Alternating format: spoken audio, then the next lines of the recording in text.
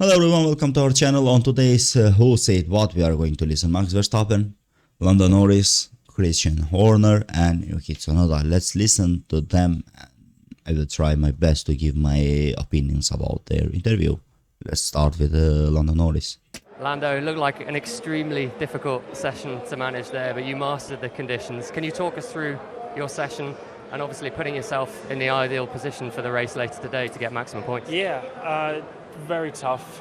And I started in a pretty bad position in Q1, these conditions you want to just start with in a bang, you want to start like, okay, good starting point and work.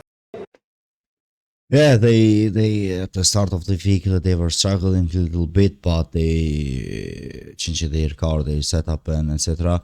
They had no Norris, they had no confidence that after the Q1, but at the second and third it was like his laps were epic. He was doing a very well job, and he just he get the pole position and the miracle that were waiting, that they were waiting for that miracle. Just that miracle happened.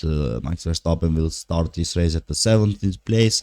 Lando Norris will be started at the first place, and they will get more points than the Red Bulls if they didn't manage at least to be at the top 10. It will be very interesting race. Also I believe that the championship is going to be like the 2021, but we will see what will happen. And let's jump to Max Verstappen to listen to him what he is going to say. It's just the car hits the wall, it needs to be straight red. I don't understand why it needs to take 30-40 seconds for a red flag to come out. It's just... It looked as though they were trying to let the laps finish. Some people finished the laps, but at that point they realised the car was in a dangerous position. I don't, honestly, I let it go. It's so stupid anyway to talk about. It's ridiculous. We have seen all your disappointed.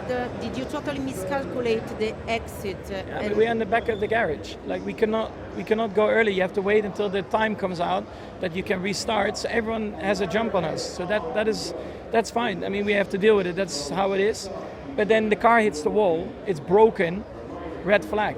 No, they let everyone else just finish their laps, and the ones behind it, we cannot do a lap. I just find it unbelievable how that is possible. I've never seen Max Verstappen like this. He's so nervous, he's so frustrated, but also he's so right. When the car hits the wall and the car was like garbage, let's say, it was a lot of damage on the car. They needed to just bring the red flag immediately, but they selected to wait 13-40 seconds. They finished their laps and they cost him. That decision will cost him a lot. Maybe he will lost the championship to Norris. We have 3 more races, but really I don't know what to say is right, but decision is made. The qualifying is finished and he will start at the 17th. We will see what will happen. Let's listen to Lewis Hamilton, but also what happened to him, because he was he's just 16th front of Max Verstappen. Yeah, the car. Those frustrations. Yeah, the car is so undrivable, and I don't know what he's going to do, but I think he doesn't care anymore about Mercedes.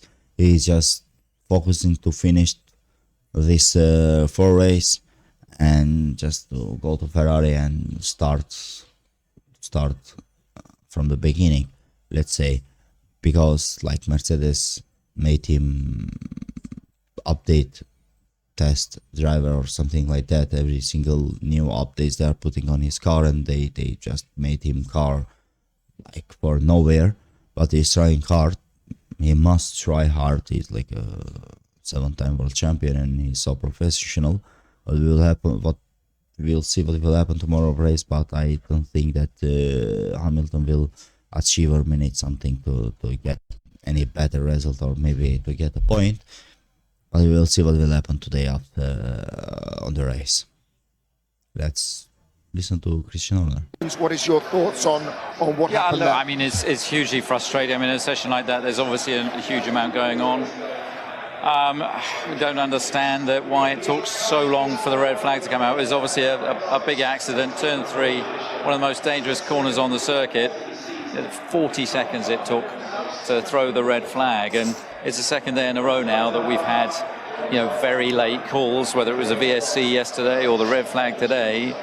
The other red flags were all instantaneous. So, look, I mean, very, very harsh, but it is what it is. We've got to, try and fight back this afternoon. Just very quickly, I think the argument is obviously safety is the major concern here. Correct. It was Esteban Ocon and Max that were running behind him. All the others effectively had a clean run to the line. So is there an argument, do you understand that? That's what obviously our guys were saying in the commentary box, that he was just trying to allow those in front to get to the end. Is that not good enough for you? It's not really a sporting decision that the race director is taking. It's a safety one predominantly. All you've got to do is focus on the safety. It's not about letting cars finish laps or not. As soon as you have an accident like that, it should be an immediate red flag, because you've got a driver in the wall, one of the most dangerous corners on the circuit. You've got cars coming through, and you can't say, oh, well, we'll just wait for the others to finish their laps. It doesn't work like that. Now, I know that Crofty was endorsing that, but Lance Stroll wasn't trying to get that car going again. It was screwed. It had hit the barrier hard. It was in the middle of the track there at turn 3. That's a red flag. Now, there's two elements to that. Obviously, we've fallen foul of it. If they'd red flagged it immediately, Max would have been 10th. If they'd have red flagged it immediately, there's time for another lap. So, unfortunately, we've fallen on the wrong side of it today. But it's a tough one. Yeah, I mean, there's a couple of mitigating things to say about it, which is, of course, they can't bring out the red flag the moment it happens. I think they assess it. But yes, if they did, there was 1 minute 37, you reckon, from that point onwards, when the car crashed. If they red flagged it and they didn't carry on, then Max would go straight through into the next session. Because if they'd have red flagged it as they had with Fernando's crash or Alex's crash, it's an instantaneous stop. And unfortunately, we got compromised on the first lap. Esteban Ocon passing Max on into the first turn. It's one of those things. It's just been one of those days where, one of those mornings where nothing has gone right for us. Christian, I just want to ask, when I was watching it, I was sitting next to Damon and I said the same thing immediately. You see the car stranded and you kind of think, is there any reason why the red flag isn't out yet? So we don't really have the answers as to why it took so long yet. But I was wondering if maybe you have the answers. We heard Checo over the radio complaining about the fact that they were at the back of the queue, that the tires were getting cold. Could you guys have maybe done something to ensure that that first lap that they did was safer than it was? Well, the problem is where we are at the pit lane, at the very top of the pit lane, you'd have to go so early to get down the front of the queue. And, of course, as soon as we fire up, everybody else fires up and just send their car. So that's the disadvantage. But I think the problem was we didn't get that first lap because, Ocon, compromised that lap. And then you're on the back foot for exactly this scenario. But I think we just like to understand the thinking of the race director of why it took so long for that red flag. And are you going to be doing that? What's the process now? What are you going to do? You're going to go straight up there, Christian? Well, look, our focus now is on the race. What's happened. It's great to see Yuki and Liam doing a good job. These things are on a knife's edge. Lando was nearly out in Q1 and obviously has done a good job at the end there in Q3. Can I try and cheer you up a little bit? If you go back to 2016, he was running 16th at one point in wet conditions and he got all the way back up to the podium, did Max Verstappen. It's probably not a great deal of comfort at the moment. A day like today, at least we've got two cars in one piece in the garage. Yeah. There's a lot of teams that are going to have a scramble to get cars prepared for the race. More weather incoming. Let's actually see if we do get a race this afternoon. Really? Are you thinking it's going to be tight? Let's see. Hopefully we will. And we need it to be a full race in order to try and make some progress. And look, there's still an awful lot that can happen. The day's not over yet. All right. Thanks for coming out and talking to us. Really. Little bit long interview, but like in 2021, what happened on Mercedes or on Toto Wolff just happened to the Christian Horner and Max Verstappen. That's it. What I want to say about this interview. If you have any different comment for the Christian Horner's interview, just comment it. And don't forget to like the video.